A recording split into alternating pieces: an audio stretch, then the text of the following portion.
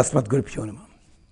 మిత్రులారా, ఇవాల్టి శ్లోకం ఇళ్లలో భార్యాభర్తల మధ్య కలహము నివారించబడడానికి, సంతానము ఆ పిల్లల మధ్య సయోధ్య ఏర్పడడానికి, ఉమ్మడి కుటుంబం కాకపోయినా కుటుంబంలో ఉన్న వ్యక్తులందరూ కూడా ఒకళ్ళతో ఒకళ్ళు ఆనందంగా ఉండడానికి, అంటే గృహములో ఉండే శాంతి కోసమని ఇదొక చక్కటి శ్లోకం.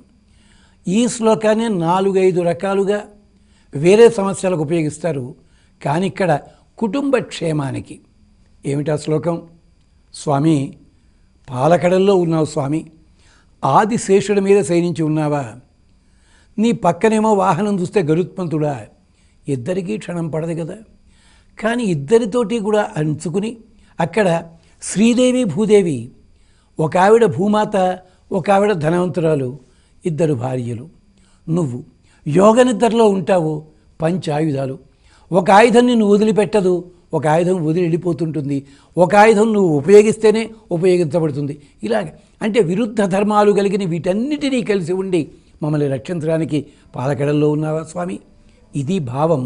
అందుకని గృహము లోపల క్షేమం కోసం ఇది. శ్రీవత్సధారిన్ శ్రీకాంత శ్రీవాస శ్రీపతే అచ్యుత గార్హస్యం అప్రణాశం మే యాతు ధర్మార్థకామదం. ప్రార్థించడం అది. మా కుటుంబం క్షేమంగా ఉండాలంటే ధర్మార్థకామదం, ధర్మ అర్థ కామములు చక్కగా నడవాలి గనక. శ్రీవత్సధారిన్, శ్రీవత్సమనే పుట్టుమచ్చ కలిగినవాడా, శ్రేష్టతకి సంకేతం అది. శ్రీకాంత, శ్రీని కాంతగా కలిగినవాడ, శ్రీకాంతుడ అంటే అమ్మవారిని నీ హృదయం లోపల అట్టే పెట్టుకున్నావు, ఆమెని క్షణకాలం కూడా వదిలిపెట్టావు. శ్రీకాంత, శ్రీవాస, శ్రీపతే, నీవు శ్రీవాసుడివి. నీ హృదయంలో ఆమె ఉంది, ఆమె హృదయంలో నీవు ఉన్నావు. శ్రీవాస, శ్రీపతే, అచ్యుత. అచ్యుత అంటే జారి పడనివాడు, భక్తులని జారి పడనివ్వనివాడు, తనని నమ్మిన వాళ్ళని ఏనాడు వదలనివాడు అని అర్థం. అచ్యుత. గార్హస్యం అప్రణాశం మేయేతు. నా గృహస్థాశ్రమము. అందరూ కూడా గృహస్థాశ్రమం అంటే భార్యాభర్తల మధ్య సంబంధమే అని చెప్పుకుంటారు.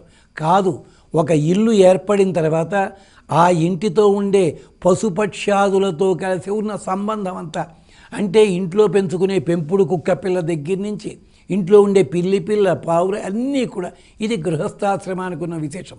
అంచేత గార్హస్యం, నా ఇంటికి సంబంధించి ఉన్న జీవన విధానం అంతా ఉందే, ఇదంతా అప్రణాశం మేయాత్. అది ఏనాడు నశించకూడదు, ఏనాడు కష్టం ఉండకూడదు దాంట్లోనూ. ఇది ఎలాంటిది? ధర్మ అర్థ కామదం. మోక్షం సంగతి తర్వాత, మోక్షం నువ్వు ఇస్తావో మానేస్తావో అది నీ ఇష్టం, అది మా చేతుల్లో లేదు. మేము అనుకునే ధర్మ అర్థ కామములు. అద్భుతమైన శ్లోకం, విష్ణు ధర్మోత్తరంలోది. ఒక్కసారి ఈ శ్లోకాన్ని మళ్ళీ చెప్పుకుందాం, చూడండి. శ్రీవత్సధారిన్ శ్రీకాంత శ్రీవాస శ్రీపతే అచ్యుత గార్హస్యం అప్రణాశం మే యాత్ ధర్మార్థ కామదం. దీన్ని శ్రద్ధగా చక్కగా కనీసం 11 సార్లు. ఇది ఎందుకు చెప్తున్నాం? మీరు అందరూ కూడా అనుసరించి సాధించుకోగలగడానికి అవకాశం ఉంది. ఎక్కువసార్లు చదవండి, ఇబ్బంది లేదు. అంతే తప్ప ఇది 1000 సార్లు చదవకపోతే నాశనం అయిపోతారు అని చెప్పినట్టు ఇలాంటి భయపెట్టినట్టయితే మంత్రములు ఏవి కూడా మనని భయపెట్టడానికి లేవు. అది గుర్తుపెట్టుకోండి. కనీసం 11 సార్లు, 27, 108 ఓపికని బట్టి శ్రద్ధగా చదవండి. మీలో అభిరుచి పెరిగే కొద్దీ ఆ సంఖ్యని పెంచండి. ఒకవేళ 108 దాటి మీరు చేస్తున్నట్టయితే శక్తి అనుసారం నివేదన సమర్పించండి. మరో మంత్రంతో కలుసుకుందాం. అంతవరకు స్వస్తి.